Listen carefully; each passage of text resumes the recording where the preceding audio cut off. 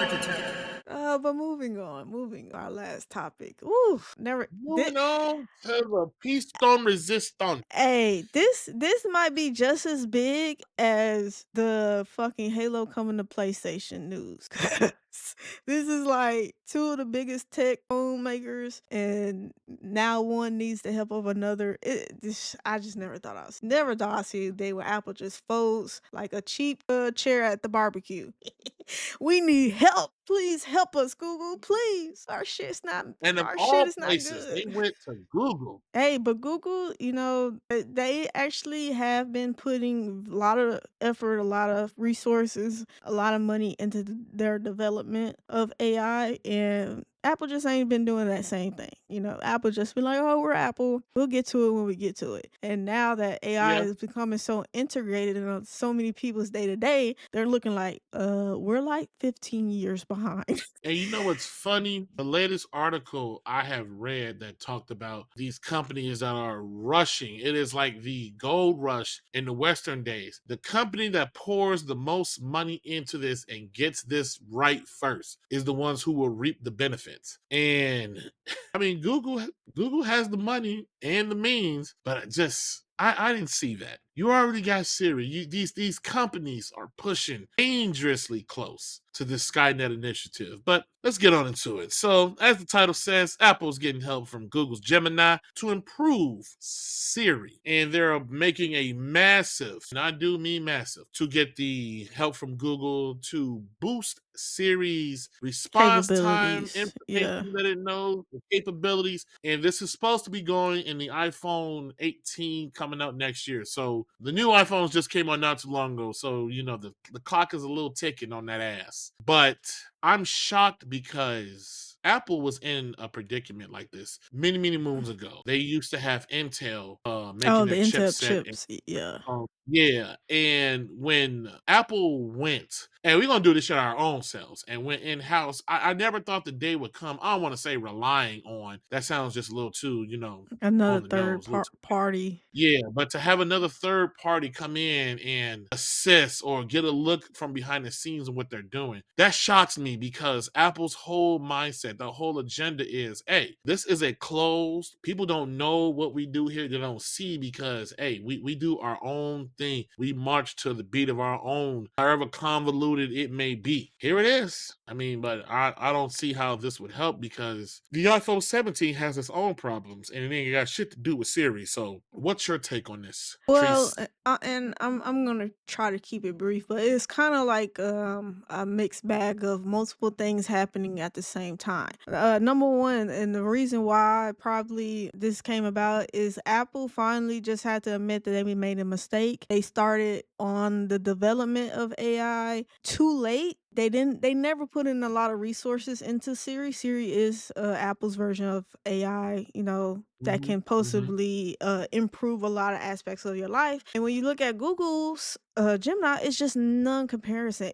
If I had to compare, Gemini is like a college senior level, about to graduate educational level, where Siri is in kindergarten. And I'm not even being funny. They're not even comparable. And I think Apple has just finally said, you know what, we're throwing in the towel. Our AI developers cannot keep up with this. And it's probably just because Apple's trying to do too much. The AI development of Siri, the chips that they keep releasing so quickly, back to back to back to back to back, is probably killing them and the manpower. And then they gotta release a new iPhone every year. I know these iPhones are supposedly being developed 3 years before release, but that's still manpower being pushed to these other areas. And they got headsets and they got a watch. Like they've come to the realization Don't, that they're don't kind forget about don't forget about that foldable phone too, and now the of flip one. foldable phone, the MacBooks, the iPad. Like the company is kind of getting spread too thin. Whereas, everybody made fun of them because of the calculator that came to the iPad 15 years later. They don't have that luxury with AI. AI is being it's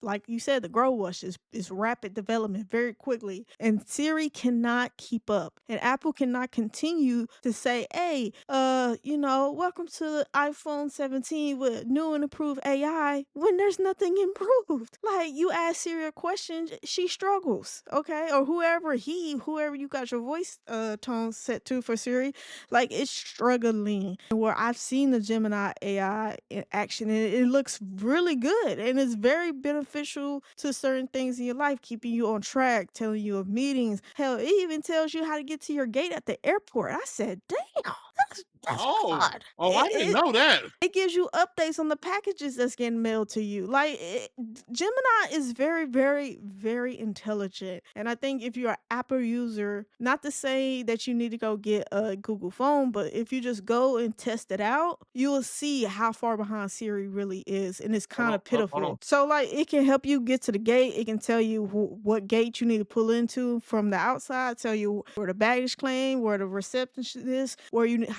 how many steps you need to get to your actual gate. That's how intelligent Gemini is. And you just cannot continue on with this wide of a gap. You cannot. And this is not the first time Apple has said, "Hey, we're not good at this. Let's just contract it out." Their screens. Apple don't make the screens on your iPhone, iPad. That is Samsung. Samsung. And Yep. yeah, a lot of people don't even realize. So this is not abnormal for Apple to contract it out, saying, "Hey, we can't keep up with this and still do the other stuff we need to do with the chips and all the other products. We need to let this go." And so I think this is very admirable for Apple to say, "Hey, we're shit at this. Let's just let Google, give us the parameters of the code for AI." I think it's beneficial. I think Apple users actually benefit from this the greatest.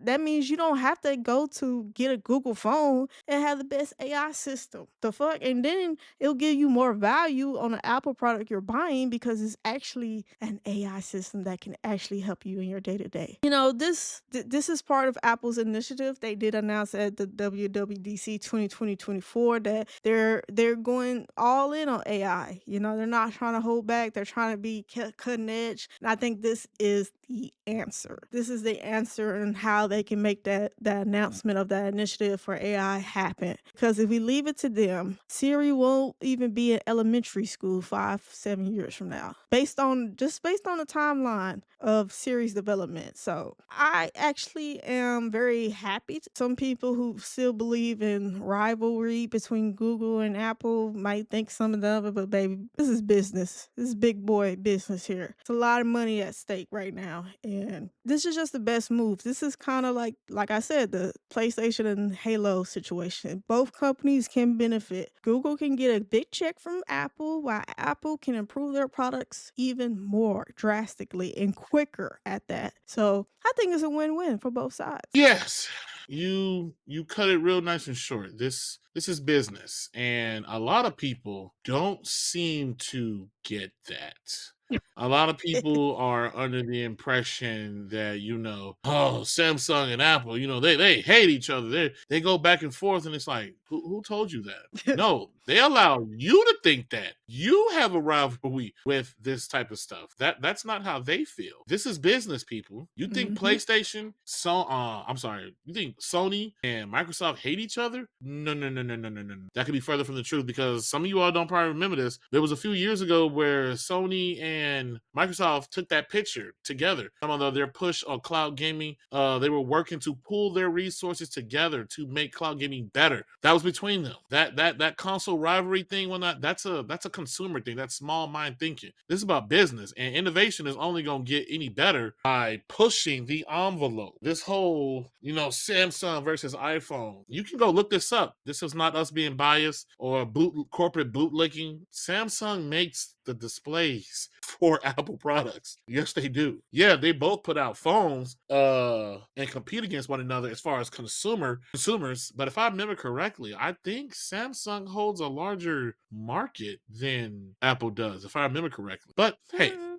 Me personally, I look at this in two ways. I look at the positive. As much as I don't like AI, it's here to stay. Skynet's gonna come, all that shits and giggles. I use ChatGPT almost every single day. It has become a staple of how I get things done, answer questions, all that. And competition pushes. So Apple being short and having to go to Google, and Google sticking to what they do best, software and things like this, go ahead. This will make it easier for me to find out and do the things that I need to get done and do. Me being shocked, like I said, I wouldn't expect Apple to be like this, because you can go watch anything about Apple movies or etc. They are about close offness, closed ecosystem that they control, and etc. If this is going to make the product that I use, go right ahead. I am all for it. A coworker of mine has the Ultra 2, and I saw it. I was like, damn, that looks good. Even though ain't nothing wrong with my Ultra 1. He's like, yo, I just want it. This is something else that goes into it with Xbox. Xbox needs to step their game up because competition pushes. It makes everyone stay on their toes. But I look forward to see how this goes, because I have not used Siri like that in a while, and I did not know Gemini was that groundbreaking to where it's helping you get to the airport terminal. Because, hey, babe, I'm gonna tell you right now, when I travel, if I ain't with my cousin, I'm stumped. So I figure out, hey, where I gotta go? Where am I going? I make sure I am that. Hey, we need to get to the airport 3 hours early to make sure I know to navigate all angles to get to where I need to be. So if it's that good, I look forward to it. But I got one question for you. Or where will be your comparison of Gemini versus Chat GPT? So it's